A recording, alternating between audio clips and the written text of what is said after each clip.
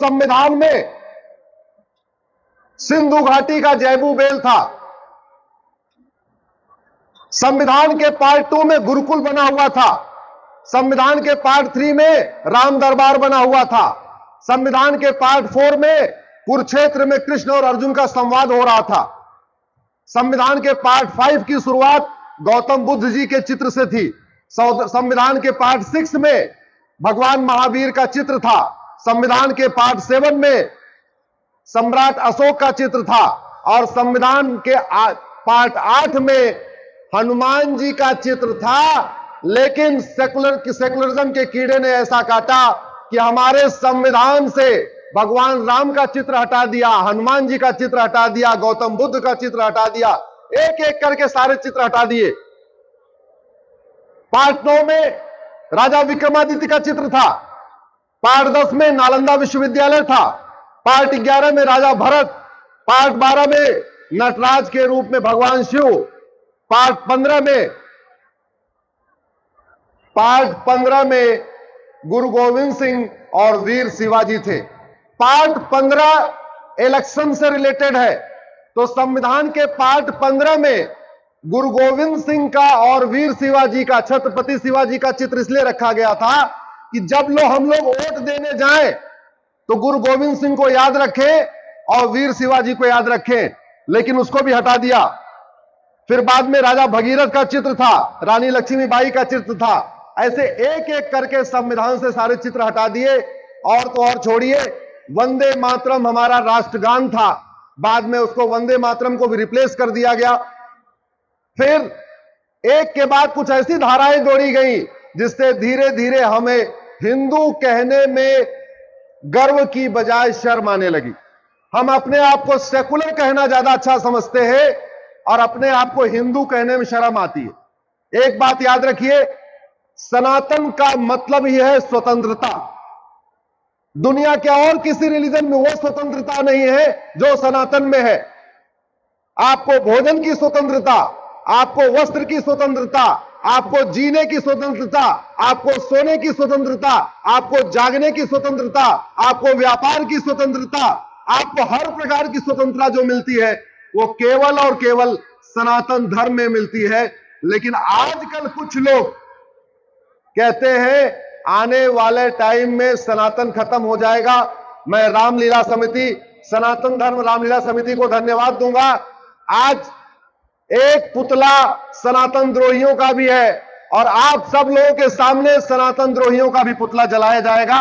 इसके लिए सब लोगों को मैं धन्यवाद देता हूं। आप सब जो हाथ उठा के बोलिए, अधर्म का, अधर्म का, अधर्म का। जो सनातन द्रोही है वो अधर्मी है और जो अधर्मी है उसका नाश होना चाहिए। इसके लिए हम सबको मिलकर आवाज उठाना चाहिए। आज भारत का संविधान में कुछ ऐसी धाराएं जोड़ दी गई जिसकी लड़ाई चल रही है। हालत यह हो गई है कि हमारे 4 लाख मठ मंदिर सरकार के कंट्रोल में आ गए हैं, अलग अलग राज्य सरकारों के कंट्रोल में। 4 लाख। दूसरे किसी भी रिलीजन का एक भी स्थान सरकार के कंट्रोल में नहीं है, केवल और केवल हमारे मठ मंदिर सरकार के कंट्रोल में है। मैंने सुप्रीम कोर्ट में पीआईएल फाइल किया तो यही कहा था कि 4 लाख मठ मंदिर सरकार के कंट्रोल में है।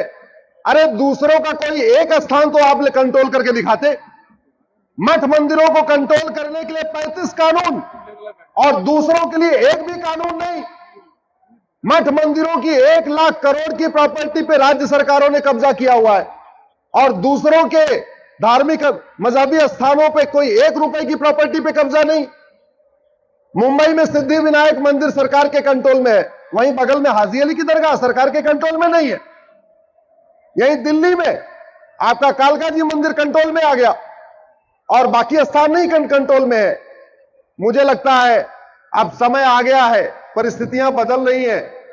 भगवान की कृपा से सरकार भी बदली है। आप सबके सहयोग से 2014 में सरकार बदली, 2019 में बदली, 2024 का भी इलेक्शन आ रहा है। सब लोग अपनी अपनी इच्छा अनुसार वोट करेंगे। लेकिन एक बात मैं कहना चाहूंगा, जातियों में मत बंटना, भाषा के आधार पर मत बंटना, क्षेत्र के आधार पर मत बंटना, भारत में कानून बना बना के बहुत सारे अवैध काम हुए हैं, सनातन विरोधी काम हुए हैं। घुसपैठियों को निकालने की बजाय 1985 में घुसपैठियों को बसाने के लिए कानून हुआ। जो मुगलों के द्वारा मठ मंदिर तोड़े गए थे उनको रिस्टोर करने की बजाय 1991 में कानून बना के जितने भी मठ मंदिर तोड़े गए थे उनको लीगलाइज कर दिया। हिंदू, जैन, बौद्ध, सिख को बांटने के लिए 1992 में कानून बना दिया। उसके बाद उससे भी पेट नहीं भरा, 1995 में एक वक्फ एक्ट बना दिया गया। और वो कानून तो इतना खतरनाक है कि आपके दुकान पे, आपके मकान पे, आपके फार्म हाउस पे अगर वक्फ बोर्ड नोटिस भेज दे ये वक्फ की प्रॉपर्टी है, आपको उससे छुड़ाने के लिए कम से कम 20 साल मुकदमा लड़ना पड़ेगा। इतना खतरनाक कानून। 2012 में राइट टू एजुकेशन को अमेंड करके मदरसों को उससे बाहर निकाल दिया गया। 2010 में यहां के देश विरोधी एनजीओ को फंडिंग करने के लिए कानून बना दिया गया। भारत की चिकित्सा व्यवस्था को बर्बाद करने के लिए 1954 में कानून बनाया। ऐसे एक के बाद एक जो अंग्रेजों के द्वारा बनाए गए कानून थे उनको खत्म करने की बजाय भारत में बहुत सारे कानून बनाए गए। मैं धन्यवाद दूंगा वर्तमान सरकार को जिसने 1600 कानून खत्म किए पिछले 9 साल के अंदर। 1600 अंग्रेजी कानून खत्म किए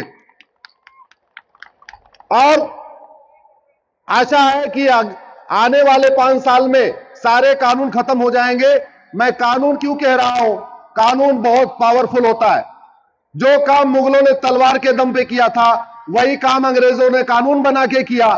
अंग्रेजों के कानून खत्म करने की बजाय आजादी के बाद भी भारत को लूटने और बांटने के लिए, हिंदुओं को जाति, भाषा, क्षेत्र के आधार पर तोड़ने के लिए बहुत सारे कानून बनाए। इसलिए अब समय आ गया है हम सब लोग गर्व से कहें हम हिंदू हैं, हम सब सनातनी हैं, हम सब एक हैं। और आज हम जो हैं वो अपने पूर्वजों के कारण है। आज अगर हम हिंदू हैं गुरु गोविंद सिंह के कारण है, बंदा बहादुर के कारण है, वीर शिवाजी के कारण है। ऐसे हमारे अनेक पूर्वजों ने बलिदान दिया, उनके कारण हिंदू हैं। इसलिए हम सबका भी ये कर्तव्य है कि हमारे पूर्वजों ने धर्म की रक्षा के लिए बलिदान किया। हमारे साथियों ने धर्म को बचाने के लिए अपना घर, मकान, दुकान छोड़ दिया। और यहां आप में भी बहुत सारे बैठे हुए हैं जिनके पूर्वज चाहते तो पाकिस्तान में रहते, अपना दुकान मकान लेके रहते, अगर कन्वर्ट हो गए होते, लेकिन उन्होंने ऐसा नहीं किया। वो पाकिस्तान छोड़ दिए, घर, मकान, दुकान, खेत खलिहान छोड़ दिए, लेकिन भगवान को नहीं छोड़ा, अपना धर्म नहीं छोड़ा। धर्म की रक्षा के लिए हमारा सिख पंथ बना। हमारे पूर्वजों ने एक के बाद इतना बलिदान किया।